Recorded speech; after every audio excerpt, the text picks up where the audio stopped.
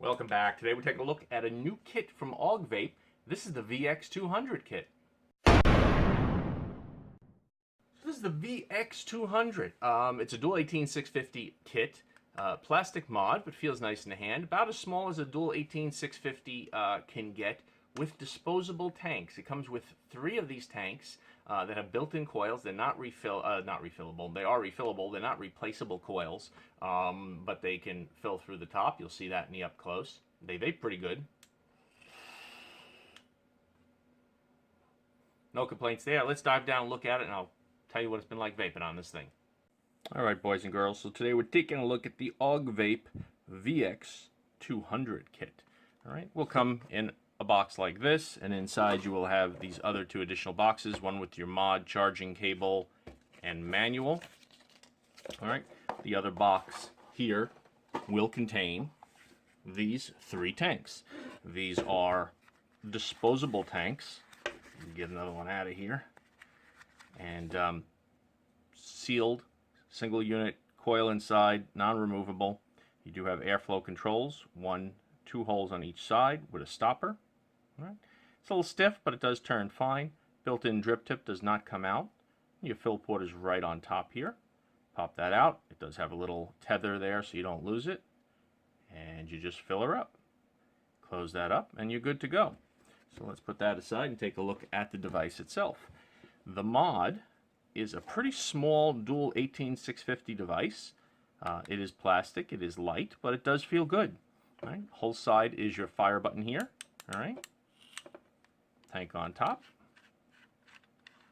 Of course, you don't have to use their tank. You can use any tank you want on there. Let's give you a measurement there. So you'll be able to fit, at least at the maximum, 27 millimeter tank. Of course, you could put something larger on there, but that's what's going to fit nicely. You do have your left and right buttons, or up and down, your micro USB charging. Let's pop off the back door, and there's your battery compartments. You have 2 magnets on the top. All right, clearly labeled, positive, negative, A and B. Go ahead and pop that back in. Pressure buttons on the bottom. This door does stay on absolutely fine. You can see by pulling it here, it's on there pretty tight. Those are good magnets. No problems whatsoever with that. And here's your display. Let's zoom in, take a look at it. Now, it's not going to come through on camera, but this is a smoked glass, and this is kind of dark. Even indoors, it's kind of dark to see, which is my only real issue with this device. So you do see it says ohms, shows you your resistance, voltage, A and B battery. I'm in normal mode, and you have this little indicator up on top here. I'm on 67 watts. In terms of scrolling speed, pretty good. Let's go back down.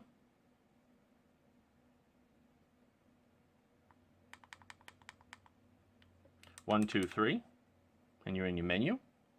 All right, main menu. We're in variable wattage. You can choose normal, soft, high, or go back.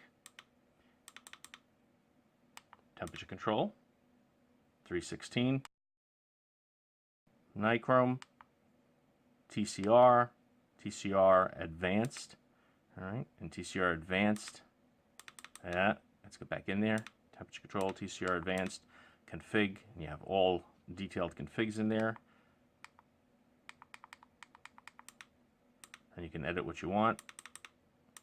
Now, getting back out of this menu, I haven't seen, there is no back on this menu for some reason. Let's see if we just wait. You can just hold the fire button and get back, but it's annoying because most of the menus have back and that one doesn't. So again, go back, temperature control, wattage, normal. But as you see, when you go to wattage, you can just go back. That other menu doesn't have a back. You have a bypass mode. Then you have settings. In settings, you have an auto mode where it auto detects the best wattage. You have your cutoff time, standby time, LCD color settings. With the LCD color settings, you have a couple of options in here. And each one of them is pretty dark. Again, it's not going to come across good in the camera, and some colors may seem better, but I'm finding I use the white because the white is the easiest to see on this darker screen. All right, temperature units, Fahrenheit, Celsius, language, factory defaults, and back. And then you can go information, where you can see statistics, version information, upgrade the firmware, go back, and get out of it. 1, 2, 3, 4, 5, and you're off. System off by 1, 2, 3, 4, 5. And you're back on instantly, which is very nice. So let's give you a little size comparison of this mod, because it is a pretty nice small mod, so I want you to see that.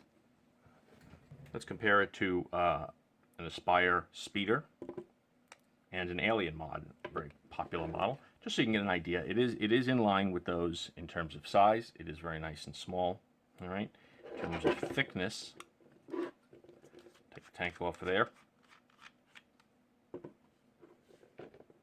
can see it's about the same. So it's really about as small as you can get with a dual 18650 device. All right. It is nice and small. So it really does feel good in the hand. It's got nice curves. Feels good all around. It is plastic, but it does feel like a good plastic. You know, again, drop it, of course, like anything else, you're going to break it. This button has been working flawless, no problems. It does not click low down. It clicks from about midway up to the top, and of course, the top clicks the best. All right, so let's put it together. Let's get you the full specs on this thing, and then we'll go back up and talk about it. Let's get you some specs.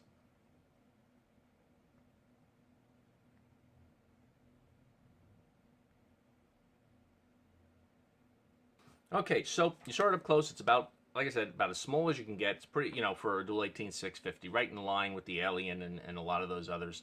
It's been vaping flawless. I've had no problems whatsoever with it. The button on the side is actually pretty good. I thought because it's pretty flat on there that you may not feel it well, and it's just the top half that clicks, but it's more than enough space for clicking it. No problems with that. The tank was surprisingly good. It's not going to be, you know, a big dual or triple or quadruple mesh coil type system on there. But flavor's pretty good.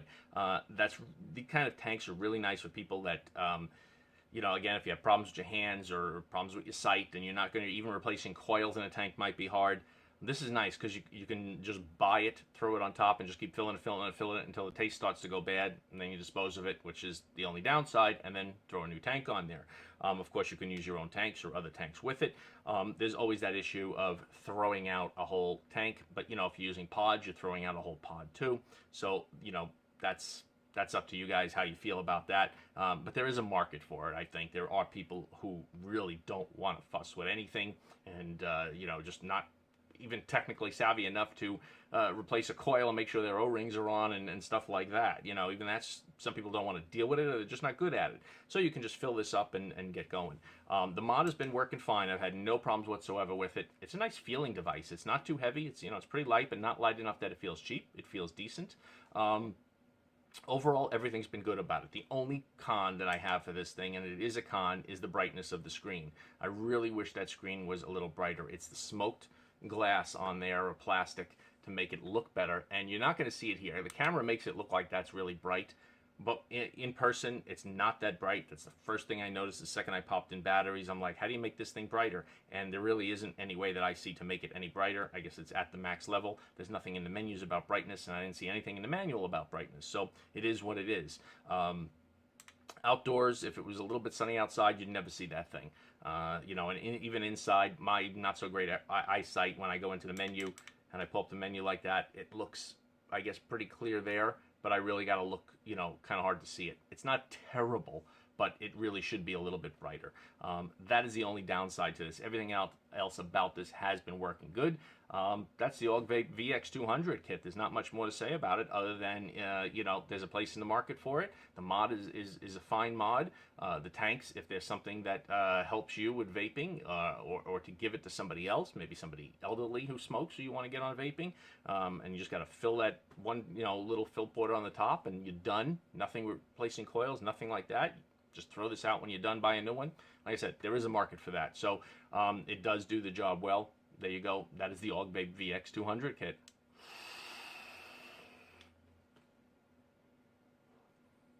Thanks for watching, and I'll see you next time.